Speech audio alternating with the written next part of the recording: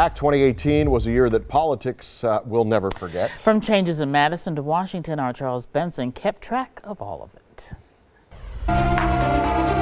It started in the spring with House Speaker Paul Ryan calling it quits after 20 years in Congress. Anybody trying to talk you out of it yet? Oh, sure. A lot of people have. Why did it come down to this moment in time? You know, because I got a lot done. Spring was full of surprises. I think it's incredible the amount of people that came out today to really speak out for making a change for fair and independent courts and really making their voices heard. Liberal-leaning Supreme Court candidate Rebecca Dallett won a seat on the state's high court by knocking off the conservative candidate backed by the GOP, a telltale sign that Democrats were fired up at the ballot box.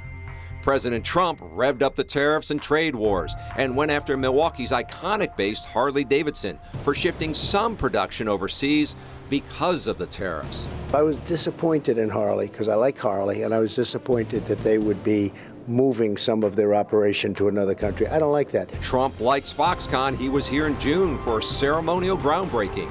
Why did you want to be here? Why is this groundbreaking so important? So Foxconn is one of the great companies of the world. They're building this incredible plant, a plant like practically, I would say, we don't have in our country. There was plenty to debate over the summer. Tonight, the Democrats debate. Sponsored by today's TMJ4. Tony Evers emerged from a crowded Democratic field to take on Republican Scott Walker in the governor's race. Milwaukee County also elected a new sheriff. Ernell Lucas returns to Milwaukee after working security for Major League Baseball. We've got a job ahead, but I'm so honored and so grateful that all of you have chosen to put your trust and faith in me. Senate Republican candidate Kevin Nicholson and his supporters found out that $12 million was not enough to beat the lesser-financed GOP-backed Leah Vukmir in the August primaries. But Vukmir was no match for incumbent Tammy Baldwin, despite conservative groups spending millions to unseat Baldwin earlier in the year. The longtime Democrat easily won the November election by 10 points. For us, it wasn't simply a political fight. It was a fight about doing what's right. Voters would also send Republican Brian Stile to Congress for the seat being vacated by Paul Ryan. Tonight is a victory for economic progress.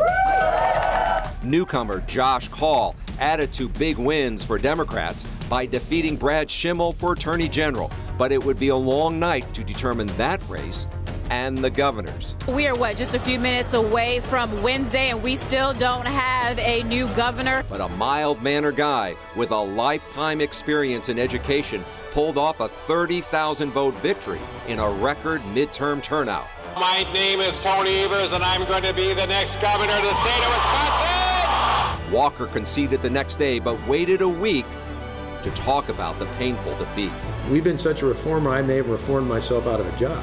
If this is your last election, are you okay with that? Sure. The political battles continued into December, with Republicans limiting the powers of the new governor on multiple fronts like economic development. Walker downplayed the moves. There's a lot of hype and hysteria about the three pieces of legislation. Evers promised the fight isn't over. People of Wisconsin deserve better. Charles Benson, today's TMJ4.